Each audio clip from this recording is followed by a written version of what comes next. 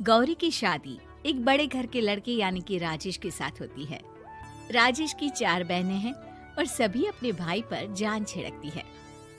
अरे पापा, ये राजेश के लिए कैसी छोटी सी हिट की लड़की ब्याह लाए आप? हम लोगों का भाई तो राजकुमार है, उसके लिए तो कोई राजकुमारी होनी चाहिए थी। गौरी को ननद की बात बुरी लगती है और वो रोने लगती है।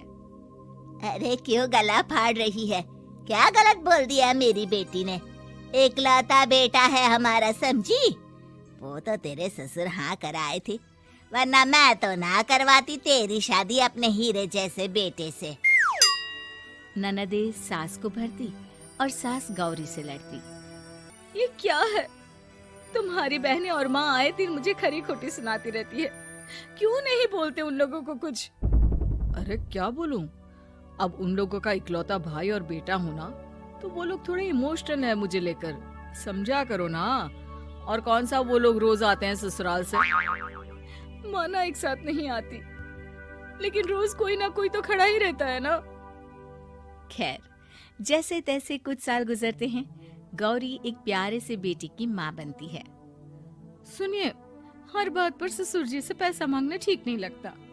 आप कोई काम क्यों नहीं करते हैं? काम तो मैंने कभी किया ही नहीं गौरी। पापा के पास इतना पैसा है कि मुझे जरूरत ही नहीं पड़ी। लेकिन कहते हैं ना, हर दिन एक सा नहीं होता। गौरी के ससुर की मृत्यु हो जाती है और घर में गरीबी छा जाती है। गौरी ननद को फोन करती है। दीदी, अब जीजा जी को बोलकर इन्हें कहीं नौकरी दिलवा दो ना। घर चलाना मुश्किल हो रहा है। माँ जी की भी तबीयत खराब रहती है। दवाई का खर्चा और मुन्ने की पढ़ाई का खर्चा काफी है। कुछ मदद मिल जाएगी दीदी। देखो गौरी, तुम तो जानती हो मेरे खुद के 3 बच्चे हैं, तो ये मत सोचना कि बात घुमा कर बोलोगी तो मैं कुछ मदद कर दूंगी। अब पति तुम्हारा है, सास तुम्हारी है, तो करना तो तुमको ही है ना। हम भी तो निभा रहे हैं। खैर, बोल दूंगी इनको। गौरी समझ जाती है।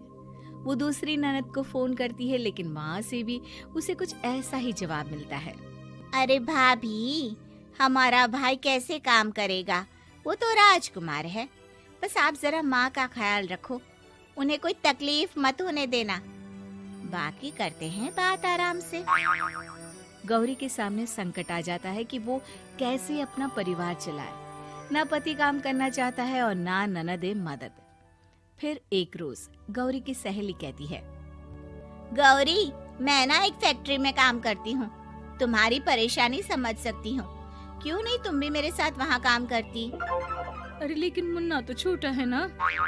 तो क्या हुआ, तेरी सास और पति तो घर पर ही हैं, वो लोग संभाल लेंगे। तू चल मेरे साथ। गौरी ने अब काम करना शुरू कर दिया था, लेकिन उसका सपना अपने बेटे को अच्छी शिक्षा देने का था। गौरी अपने भाई से कहती है, भाई, आपके बच्चे जिस स्कूल में पढ़ते हैं उस पर मेरे गौरव का भी एडमिशन हो सकता है क्या? अरे कैसे बात कर रही है गौरी? जितना तू कमाती है उतने में तो तेरा घर भी नहीं चलता। तू कहाँ इतने महंगे स्कूल का सपना देख रही है? लेकिन गौरी भी ठान लेती है कि वो किसी न किसी तरह अपने बच्चे को अच्छे स्कूल में पढ़ाएगी। माँ जी, ये मेरे गहने हैं, मैं बेच रही हूँ। गौरव का कल एडमिशन है। अरे वो तो ठीक है गौरी, लेकिन आगे की फीस कैसे मैनेज करेगी? और ज्यादा मेहनत कर लूंगी माँ। गौरव कुछ बन गया तो हम लोगों के सारे दुख दर्द दूर कर देगा। गौरी, हम लोगों ने तुझे गलत समझा, लेकिन तू ही थी जो ये घर लेकर चल रही है, वरना कब की अलग हो जाती। गौरी सास की ओर मुस्कुराकर देखती है। आप भी तो मेरा साथ दे रही है ना। अरे कभी खाने में अंडा या मुर्गा भी खिला दिया करो। क्या रोज रोज पत्ता खिलाती रहती हो? अरे शर्म तो आती नहीं, सारा दिन बहू काम करके पैसे लाती है, खुद तो कुछ करता नहीं, ऊपर से मुर्गा खाना है इसको। गौरी अपना घर चलाने के लिए तो पर्याप्त पैसे कमा लेती है, लेकिन बेटे के महंगे स्कूल, कोचिंग और उसकी डिमांड पूरी करने के लिए उसे लोगों से पैसे उधार लेने पड़ते। माँ, मुझे जूडो कराटे की ड्रेस चाहिए, मैं घर के कपड़ों में क्लास नहीं अटेंड करूँगा। और क्या, बिल्कुल, घर की भी कोई ड्रेस होती है क्या? मैं कल ही ला दूंगी। हाँ बच्चा, तू बस मन लगाकर पढ़ाई किया कर। उसके जाने के बाद कहाँ से लाएगी पैसे ड्रेस के? माँ वो पास वाली चाची से कुछ पैसे उधार लूंगी। अरे सभी से तो उधार ले चुकी है तू। कर्जा इतना चढ़ा लिया है कि पूरा जीवन भी कमाएगी तो उतार नहीं पाएगी। अरे माँ जी, गौरव कुछ बन जाए तो मुझे कमाने की क्या जरूरत, फिर तो मैं बस रानी बनकर राज करूंगी।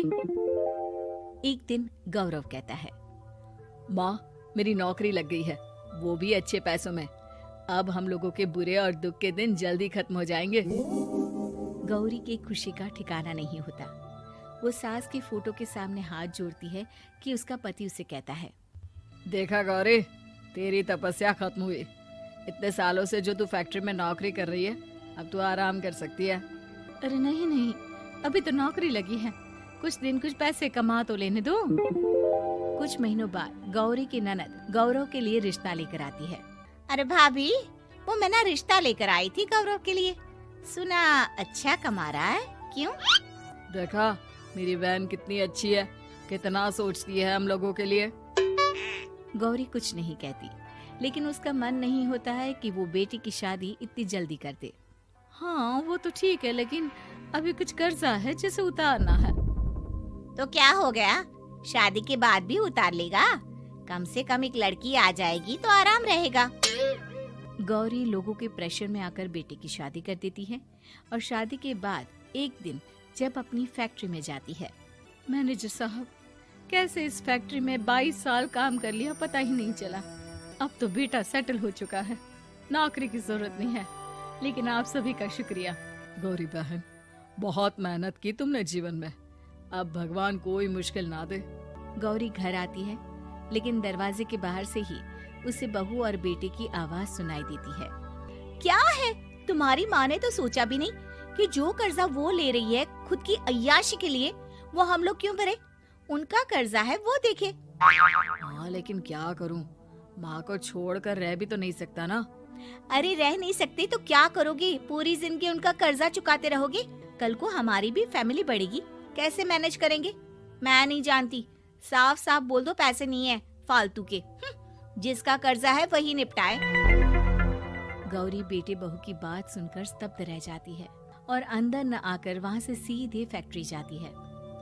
मैनेजर साहब, मैं सोच रही थी कि इतनी जल्दी नौकरी नहीं छोड़नी चाहिए, जब तक हिम्मत है तो कर लेते हैं।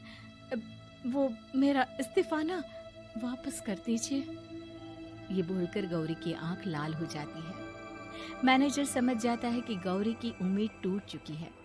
वो उसके हाथ में इस्तीफा रखकर कहता है, कर्जा माँ का है तो माँ ही चुकाएगी।